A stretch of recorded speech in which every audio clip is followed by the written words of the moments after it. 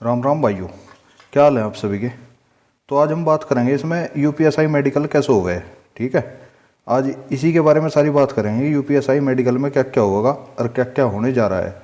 क्योंकि पेपर तो आप सभी लोगों ने दे ही लिया इसमें, जैसा भी दिया, किसी ने अच्छा दिया, किसी ने बढ़िया दिया, किसी ने बेकार दिया, वो तो सबने अपने अपने अकॉर्डिंग आप सभी लोग पेपर दिया ही, कोई बात नहीं, छुट्टी होगी इस चीज़ से। तो लेकिन अब रह क्या गया, अभी मान लो हमारा रिजल्ट नहीं आया जैसे, तो रिजल्ट आते ही करोगे क्या, फिजिकल हो जाएगा। फिजिकल के बाद तुम्हें मेडिकल ही तो देना, और तो कुछ नहीं रहा इस भर्ती में, ये बता दो मुझे अगर कुछ रह गया हो तो। ये नहीं है, नहीं यही बात। अब अगर तुम्हें पता लग गया इतना कि भाई हमारा रिजल्ट रह गया, रिजल्ट के बाद फिजिकल हो जाएगा, जिसका नंबर आना होगा वो फिजिकल देगा, बिल्कुल ठीक है। नहीं, फिजिकल होने के बाद तुम्हें मेडिकल ही तो करना होगा। अब जब मेडिकल करोगे कब, जब मेडिकल की जानकारी होगी तभी तो करोगे। तो आज इसी वीडियो में सारे पॉइंट्स कवर करेंगे और एक एक पॉइंट्स पे बढ़िया तरह डिस्कस बातचीत करके जब बताऊंगा कि मेडिकल में क्या क्या प्रोसेस होने जा रहा है और क्या क्या प्रोसेस इसमें होता है। तो पहला पॉइंट आ रहा है इसमें कि पहले पॉइंट पे आपका देखा जाएगा वजन, यानी कि वेट चेक होगा आप लोगों का। और इसमें जो है हाइट के अनुसार वेट होना चाहिए। ये जो लाइन लिखी है ना यहाँ, combination between height and weight, तो इसका अर्थ है कि आपकी हाइट अगर अधिक लंबी है तो आपका वजन भी उसी के अनुसार होना चाहिए। ये नहीं कि आपकी हाइट तो होगी भाई 6 फुट की, आदमी तो है 6 फुट का और वजन है उसमें 20 किलो ही, 40 किलो ही, तो क्या फ़ायदा होगा उससे, वो तो हवा लगते ही नहीं उठ जाएगा। ठीक है नहीं, तो ऐसा वेट होना चाहिए जो आपकी हाइट के अनुसार मैच करे। और दूसरी बात, अब हमें कैसे पता लगेगा कि हाइट के अकॉर्डिंग वेट कितना सही होता है आदमी का। उसके लिए मैं आपको एक चीज़ बता रहा हूँ अभी। इसमें क्या होता है, आप नेट पे सर्च करना, एक चार्ट मिल जाएगा आपको हाइट अकॉर्डिंग वेट के नाम से, और आपको वो चार्ट यहाँ भी शो हो रहा होगा स्क्रीन पे भी आपकी। इस चार्ट के अनुसार आप देखोगे कि जिसकी हाइट जितनी है उसके अनुसार उसका वजन कितना होना चाहिए। ठीक है नहीं, इतनी बात। और भाई एक इम्पोर्टेंट बात कि ओवर वेट बिल्कुल नहीं चलेगा इसमें। ओवर वेट से मेरा मतलब क्या है कि आदमी तो है 4-5 फुट का और बोझा हो रहा है उसमें कुंटल हो, तो ओवर वेट ही नहीं हो जाएगा क्या वो। ओवर वेट पे फिर भागा कहाँ जाएगा, मान लो सब भगा दिया भाई चोर के पीछे भाग, चोर लेकर के 7 फुट आगे जो रह गया पीछे ही, क्या लगा बस हाँ बोलूँ पहले सांस ले लूँ जी भागूँगा, तो नू के ऊपर चोर पकड़ा जाएगा भाई, नू तो नहीं काम चले। और हाँ, मेरी बहनों के लिए एक चीज़ बता दूँ, जितनी भी मेरी बहन जिन्होंने ये यूपीएसआई का पेपर दिया है और जो मेडिकल में जाएंगी, मेडिकल को अटेंड करेंगी, उनके लिए ये चीज़ मोस्ट इम्पोर्टेंट है। फीमेल्स के लिए जो कम से कम वजन होना चाहिए, मिनिमम वेट जो रिक्वायरमेंट है वो है 40 किलो। यानी कि कोई भी लड़की जिसने पेपर दिया हो और मेडिकल देगी, उसमें कम से कम 40 किलो बोझा अर्थात 40 किलो वजन तो होना ही चाहिए, 40 किलो से कम नहीं चलेगा। अब ऐसा भी नहीं है कि बिल्कुल 40 किलो बिल्कुल पित्ता माप रखा वैसी, ऐसा नहीं है। मान लो 100 ग्राम, 500 ग्राम, 600 ग्राम, इतना तो ओवरवेट या कम ज़्यादा होता रहे। पता लगा आप उस दिन भाई चाट ज़्यादा खाए, उस दिन तो वेट ज़्यादा होना ही होना, कपड़े ज़्यादा पहन रखे, वेट ज़्यादा होना ही होना। मान लो रोटी ज़्यादा खा रखी तो वेट ज़्यादा होना ही होना। कम ज़्यादा इतना तो चल जाएगा, लेकिन ये नहीं है कि भाई आपने 5 किलो अधिक कर लिया, 10 किलो कम कर दिया, ऐसा नहीं होना चाहिए। ठीक है, अब चलते हैं अपने दूसरे पॉइंट पे। दूसरा है हमारा ब्लड टेस्ट। अब आपको अगर ब्लड टेस्ट के बारे में बताऊं तो इसमें जैसा हम मेडिकल में जाते हैं ना, तो इसमें कुछ पैरामीटर्स चेक होते हैं। पैरामीटर्स का मतलब क्या है, जैसे आपका हीमोग्लोबिन टेस्ट कर लेंगे, आपका शुगर चेक कर लेंगे, बीपी वगैरह चेक कर लेंगे। और हाँ, एक चीज़ और इम्पोर्टेंट बता दो इसके अंदर कि ये कोई ज़्यादा बड़ी मुश्किल चीज़ नहीं है। मान लो आप 3 महीने रेस लगा के फिजिकल पढ़ रहे और फिजिकल पढ़ने के बाद आप मेडिकल देने जा रहे, तो मुझे एक चीज़ बताओ, जो बंदा 3 महीने रेस लगा कर फिजिकल पढ़ कर मेडिकल देने गया तो उसका तो हीमोग्लोबिन टनाटन मिलेगा नहीं मिलेगा, शुगर लेवल भी एकदम बेस्ट मिलेगा और बीपी भी एकदम टनाटन टिंच मिलेगा बिल्कुल, तो उसमें तो कोई कमी पाई नहीं सकती। तो इससे तो घबराओ ना तुम बिल्कुल भी, इसमें कोई दिक्कत नहीं आने की, ये बिल्कुल सबका ईजीली हो जाएगा है। ठीक है नहीं, चलो अब जो नेक्स्ट पॉइंट देखें क्या है। नेक्स्ट पॉइंट है हमारा आई टेस्ट। हाँ, ये चीज़ मेन है, इसको ध्यान से समझना जरा। आई टेस्ट होता कैसे है और कौन कौन सी आईज इसमें रिक्वायरमेंट मांगी गई है। आई टेस्ट में होगा क्या, जैसे आप अंदर आई टेस्ट कराने जाओगे अपना डॉक्टर के पास, तो डॉक्टर आपको 6 मीटर दूर बैठा देगा कुर्सी लेकर, ले भाई पहले तो बैठ जा वहाँ 6 मीटर दूर जाके। उससे क्या होगा, उससे ये होगा कि 6 मीटर दूर बैठा के डॉक्टर आपसे एक आई विजन चार्ट पढ़वाएगा। आपने देखा होगा जब आप डॉक्टर के किसी आंख वाले का आंख चेक करवाने जाओ किसी की या अपनी, तो सामने आपको ABCD छोटे और बड़े अक्षर दिखते होंगे, वो दिखाता होगा उस LCD में, दिखे या नहीं दिखे, और उनसे ही आपकी वो आईज चेक करे तो ऐसे ही वहाँ होगी, वो उसे आई विजन चार्ट ही बोल रहे हैं हम, ठीक है नहीं। उसमें आप हिंदी भी देख लो, इंग्लिश भी देख लो, उर्दू भी देख लो, और जौन सी भाषा जानते हो वे सारी चेक होंगी उसमें, ठीक है नहीं। तो जौन सी भाषा जिस आओगी वो उस भाषा को पढ़ देगा। क्लियर है इतनी बात? बस यही होता है आई विजन टेस्ट। अब मैं आपको बता दूं कि यूपी पुलिस का जो चिकित्सा मैनुअल है उसमें कितने आई विजन अलाउ हो सकता है, यानी कि कितनी आंख किसकी चल सकती है, क्या आंख का क्राइटेरिया उसमें मांग रखा है इन लोगों ने। अब देखो भाई, इसमें चिकित्सा मैनुअल जो है यूपी पुलिस का, इसमें आपको 2 कंडीशन दे रखी। पहली कंडीशन अगर मैं आपको बताऊं तो इसमें आपको कह रखा है, यदि किसी आदमी के दोनों आंखों में 6/9 और 6/9 का चश्मा लग रहा तो आप उस आई टेस्ट में क्लियर मानने जाओगे। यानी कि अगर आपकी आंख में 6/9 लेंस का चश्मा लग रहा है तो आपका आई टेस्ट जो है वो क्वालिफाई कर दिया जाएगा, आप फेल नहीं होगे उसमें, ठीक है। अब मैं बता रहा हूँ आपको दूसरी कंडीशन क्या है। अब मान लो किसी व्यक्ति की एक आंख में तो लग रहा भाई 6/12 का चश्मा, और दूसरी आंख है उसकी नॉर्मल बिल्कुल फिट, तो क्या इसमें भी क्वालिफाई मानने जाओगे? बिल्कुल मानने जाओगे। इस कंडीशन में भी आप बिल्कुल क्वालिफाई मानने जाओगे। क्यों? क्योंकि एक आंख तो बिल्कुल फिट है ना, और दूसरी आंख में 6/12 का चश्मा है, कोई दिक्कत नहीं। अगर मैं एक आंख पर हाथ रख लूँ तो दूसरी आंख से तो मुझे क्लियर दिख रहा है या नहीं दिख रहा, और अगर मैं दोनों खोल कर रख लूँ तो फिर भी 6/12 से कुछ तो दिख ही रहा होगा, बिल्कुल दिद्दे फूट थोड़ा रहे, है नहीं बात? तो ये भी आपका क्लियर माना जाएगा। हाँ, दोनों आंखों में 6/12 का चश्मा नहीं होना चाहिए, वरना डिस्क्वालीफाई कर दिए जाओगे, ठीक है। आपको मैं यहाँ एक चार्ट दिखा रहा हूँ, उस पर आप देख लेना 6/6 का कौन सा होता है, 6/9 का कौन सा होता है, और 6/12 का कौन सा होता है। अरे हाँ भाई, एक इम्पोर्टेंट बात, आई टेस्ट में कलर ब्लाइंडनेस भी चेक होगा, अर्थात जिस व्यक्ति को वर्णांधता रोग है तो वो भी इसमें डिस्क्वालीफाई कर दिया जाता है। यानी कि आपकी आंखों में कलर ब्लाइंडनेस नहीं होना चाहिए। कलर ब्लाइंडनेस का मतलब क्या होता है? अर्थात जिस आदमी को या जिस फीमेल को लाल और हरा रंग पहचानने में दिक्कत होती है, अर्थात वो कलर ब्लाइंडनेस रोग से ग्रसित है। मेरी बात को ध्यान से सुन लेना। अब ऐसा क्यों मानते हैं, इस तरह के रोग के व्यक्ति को डिस्क्वालीफाई क्यों करते हैं वे लोग? कुछ तो कारण होगा। इसका कारण ये है, अगर आपको रेड और ग्रीन कलर जो है उसमें फ़र्क नहीं महसूस कर रहे आप, आपको पहचाना ही नहीं जा रहे कलर, तो मान लो ट्रैफिक पे किसी दिन लाल सिग्नल हो रहा और आपको दिख रहा हरा, और आप जा रहे गाड़ी सें लेके जाते हुए, वहाँ खड़ा था ट्रैफिक इंस्पेक्टर, उनने कर दिया चालान। क्या लगा भाई चालान किस बात का? क्या लगा भाई तूने सिग्नल क्रॉस करा? तुम कहोगे भाई वो तो ग्रीन था, वो कहेगा भाई वो रेड सिग्नल था। तो इस तरह का कॉन्फ्लिक्ट ना हो, इसलिए आपको कलर ब्लाइंडनेस नहीं होना चाहिए, इसलिए ये चेक किया जाता है। हाँ, तो भाई अगला पॉइंट आता है इसमें हैंड टेस्ट।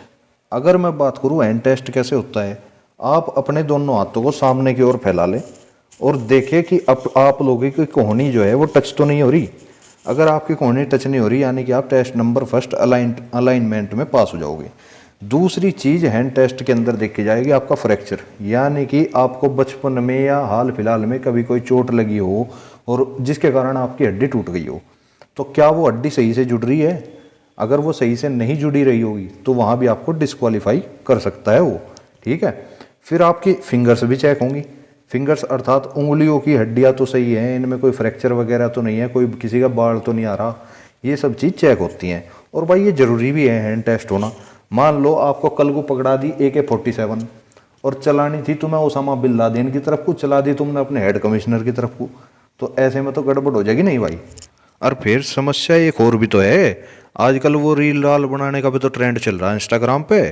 फिर तुम रील भी बनाओ वहाँ सी, क्या लगा माउजर मुंडा 24 घंटे नाल रखदा, के फायदा ऐसी नाल रखने का 24 घंटे, जो चौधरी छोड़ रही कहीं को और चल रही कहीं को, ठीक है नहीं। तो इसीलिए कौन जिम्मेदार होगा फिर? इसीलिए हैंड टेस्ट भी पहले ही करके चले, तो थारे से भी अगले वाले मानोगे नहीं। अच्छा, तो भाई इससे अगला है फ्लैट फुट। ये समस्या बहुत लोगों के साथ होती है, मैं भी 2-3 लोगों को जानता हूँ जिनके साथ ये समस्या आज भी है, ठीक है। इससे निजात पाने का भी तरीका है, वो भी बताऊंगा किसी वीडियो में, लेकिन फिलहाल समझ लो फ्लैट फुट होता क्या है। मान लो आपका ये तलवा है, जैसे आपको फोटो दिख रहा होगा यहाँ पे, इस फोटो में एक तलवे में तो गहराई सी है थोड़ी सी, और एक तलवा बिल्कुल प्लेन है। तो जो ये प्लेन तलवा होता है ये नहीं चलेगा बिल्कुल भी, जिसका प्लेन तलवा होगा ये क्रॉस मार के डिस्क्वालीफाई कर दिया जाएगा। वहाँ तलवा हमेशा ऐसा होना चाहिए D शेप के आकार का। तो ये जो सीधा तलवा है बिल्कुल फ्लैट, इसको डिस्क्वालीफाई कर दिया जाएगा। इसी रोग को फ्लैट फुट बोलते हैं। और ये कोई ऐसा नहीं है कि जन्मजात रोग है या ये सही नहीं होता, सही हो जाता है। इसकी भी ट्रिक्स बताऊंगा अगली वीडियो में, ठीक है। जुड़े रहना, बस वीडियो को लाइक और चैनल को सब्सक्राइब कर लियो अपने भाई के, ठीक है नहीं भाई। अब चलो अगले पॉइंट पे। तो अगला पॉइंट है हमारा लेग टेस्ट। इसमें आपके लेग टेस्ट में होता क्या है, इसमें 4 चीज़ देखी जाएंगी आपकी। एक तो अलाइनमेंट, दूसरा फ्रैक्चर, तीसरा नोकनी और चौथा बो लेग। क्या होता है अलाइनमेंट? अलाइनमेंट तो मैंने आपको अभी बताया कि जोड़ जूड़ सही है नहीं है आपके, ठीक ठाक है नहीं। फ्रैक्चर क्या होता है, यदि आपकी कोई हड्डी में जो हड्डी है वो सही से नहीं जुड़ रही है, टूट टाट रही है, कहीं से फ्रैक्चर है उसमें, ये फ्रैक्चर हो जाता है। नोकनी क्या होता है? नोकनी आपको पिक्चर दिख रही होगी यहाँ पे, ये जो बाईं ओर पहली पिक्चर है जिसमें इस आदमी के गोड्डे जुड़े खड़े, बिल्कुल गोड्डे से गोड्डा मिल रहा, घुटने से घुटना, ये समस्या नोकनी की होती है। ऐसा जिसके साथ भी होगा उसे डिस्क्वालीफाई कर दिया जाएगा। अपने गोड्डे घुटने चेक कर लेना सब अभी, ठीक है नहीं। और इस समस्या से भी निजात पाने का एक तरीका है, वो भी मैं आपको नेक्स्ट वीडियो में बता दूंगा, ठीक है। चिंता करने की कोई बात नहीं है। हाँ, तसल्ली इतनी रखो कि अगर तुम्हारे साथ कोई समस्या है इनमें से तो उसको अभी चेक कर लो, वहाँ जाके ना बाहर होना पड़े, ठीक है नहीं। और दूसरा आता है बो लेग। बो लेग है इससे दूसरे वाला है, जिसमें इस आदमी के गोड्डे बिल्कुल चौड़े हो रहे, यानी कि पैरों के बीच में ज़्यादा छीद भी नहीं होनी चाहिए और पैर आपस में मिले हुए भी नहीं होने चाहिए। क्यों नहीं होने चाहिए, क्या कारण है इसका, डिस्क्वालीफाई क्यों करते हैं इसमें? मान लो आपको भगा दिया, किसी के पीछे भागना पड़ेगा, रात को गश्त हो रही थी भाई, तो आपके तो गोड्डे मिल जाएंगे भाई भागने में, आप मुंदे मुंह पड़ोगे वहाँ जाके। तुम चोर को क्या पकड़ोगे, तुम्हें किसी और को पकड़ना पड़ेगा फिर, है नहीं बात, मानोगे नहीं? तो ऐसी समस्या वाला आदमी डिस्क्वालीफाई कर दिया जाएगा वहाँ। अगली वीडियो में मैं बता दूंगा इनसे निजात पाने का उपाय क्या है, ठीक है। अब चलो नेक्स्ट पॉइंट पे। तो अगला पॉइंट है हमारा ईयर टेस्ट। इसमें आपके कानों का भी चेकअप होगा भाई। पता लगा आदमी कोई बहरा तो नहीं, बहरा तो भर्ती नहीं हो गया कोई, ऐसे आदमी को डिस्क्वालीफाई कर देंगे भाई। पता लगा भाई, कहा ऑफिसर ने can you please give me gum, पता लगा अगला टाग लिया, रम के लगा लो जी, आधा तुम लो आधा मैं लूँगा और बात खत्म, मस्ती मारेंगे। ऐसा नहीं चलने का भाई। ईयर भी ढंग से टेस्ट होंगे वहाँ, और आपके कानों के आसपास एक वोकल साउंड मशीन लगा दी जाएगी जिसमें से बहुत कम कम साउंड निकलता है, और उस मशीन को लगाकर आपको चेक करा जाएगा कि क्या आपको इसकी मशीन की आवाज़ आ रही है। उसकी फ्रिक्वेंसी तो होगी बहुत कम, तो इसलिए आपको चेक करा जाएगा कि आपको इसकी मशीन की प्रॉपर आवाज़ सुनाई दे रही है या नहीं देनी, ठीक है। फिर डॉक्टर क्या करेगा, आपके कान के पास टॉर्च मारेगा और आपका पर्दा भी चेक करेगा। पता लगा किसी का पर्दा ही फट रहा हो, तो वो बहरे की तरह साफ ही हो मामला, तो वो भी डिस्क्वालीफाई हो जाएगा, ठीक है भाई। कोई दिल पे ना ले, देखो बिल्कुल इस बात को दिल पे ना लियो, मैं समझाने के उद्देश्य से बता रहा, किसी का मजाक उड़ाना बिल्कुल भाई का उद्देश्य नहीं है। और अगर आपको अपने भाई की वीडियो पसंद आ रही हो तो इसे लाइक जरूर कर दियो, और कुछ नहीं चाहिए, ठीक। अब अगर मैं आपको बताऊं तो जिस दिन आपका मेडिकल होगा, एक गोल्डन रूल लेते जाओ मेरी तरफ से, उससे 2-3 दिन पहले अपने कानों की सफाई जरूर करवा लियो मेरे भाई, हाथ जुड़वा लो। अन्य वहाँ से कुछ दिक्कत आनी है। मैंने कई बच्चे देखे इस समस्या के कारण बाहर आते हुए, ठीक है, मान लियो या बात को बस। अगले पॉइंट पे चलो। हाँ तो भाई अगला टेस्ट होता है इसमें टीथ टेस्ट, अर्थात दांतों का भी चेकअप होगा। हाँ भाई सुनो, गुटखा बीड़ी वाले सब कान खोल कर ध्यान दो, यहाँ स्पेशल उन्हीं के लिए ये पॉइंट है जो लोग गुटखा बीड़ी का सेवन अधिक से अधिक मात्रा में करते हैं। एक बात ध्यान से सुन लो मेरी, ये गुटखा बीड़ी खाने बंद कर दो, नहीं तो वहाँ से डिस्क्वालीफाई हो जाओगे, भले ही तुमने यूपीएसआई में टॉप कर लिया हो, ठीक है नहीं। तो इसलिए दांतों की सफाई अभी से ही ढंग से करनी शुरू कर दो और वहाँ पे क्वालिफाई हो जाओगे अगर ये बात मान ली, वरना तो डिस्क्वालीफाई होने में कोई चांस नहीं है तारे, ध्यान रखना। अब चलो अगले पॉइंट पे क्या कह रहा है। अगला जो महत्वपूर्ण बिंदु आ जाता है वो है चेस्ट एक्सरे। इसमें क्या होगा, जो चिकित्सक होगा आपका मेडिकल जो करेगा, वो आपकी चेस्ट का अर्थात छाती का एक्सरे भी करके देखेगा। क्यों सर, इसकी क्या जरूरत है? इसकी जरूरत ये है भाई, वो आपकी पसलियाँ भी चेक करेगा, उरोस्थी भी चेक करेगा और अस्थि भी चेक करेगा। पता लगा किसी की कड़ टूट रही, मुक्का मार रखा किसी ने, तो वो तो डिस्क्वालीफाई हो जाएगा, नहीं हो जाएगा। वो कैसे पुलिस वाला बनेगा? दरोगा बनने के लिए तो पसली मजबूत होनी चाहिए हर आदमी की, छाती बाहर को लिखी, सीना बिल्कुल तना हुआ होना चाहिए, नहीं तो वहाँ पर छाती का भी एक्सरे लिया जाएगा। देखो पहले ही मैं आपको चौकन्ना कर रहा हूँ, सावधान कर रहा हूँ, ठीक है। Next point. हाँ तो भाई अगला जो पॉइंट है वो आ जाता है आपका टैटू का। अधिकतर लोग शौक में टैटू बनवा लेते हैं, फिर उनको पछताना पड़ता है। ऐसा मैं क्यों बोल रहा हूँ, यहाँ पे देखो ये जो पड़ा ना, वो सिकली कर सा, ये इसके ऊपर छाती पे सारा बारदाना छपवा रखा जिनने। ऐसे अगर टैटू किसी के पास हैं तो भाई पहले ही घर बैठ जाए, मेडिकल में भी ना जाए, ठीक है, अगर वे रिमूव नहीं हो सकते, ठीक है नहीं। ऐसे वाला तो बिल्कुल डिस्क्वालीफाई है। और जो ये हाथ पे टैटू हैं किसी किसी के, 1-2 टैटू तो चल जाएगा, मतलब ज़्यादा मात्रा में टैटू नहीं होने चाहिए। यहाँ पे भी मान लो आपने सुना होगा कि आर्मी में टैटू बिल्कुल भी अलाउ नहीं है, वहाँ तो सिंगल टैटू अलाउ नहीं है आर्मी में तो।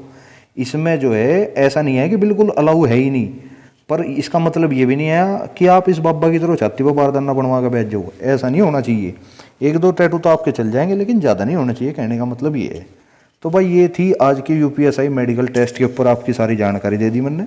और अगर आपको वीडियो पसंद आई हो तो इसे लाइक और शेयर सब्सक्राइब कर दियो।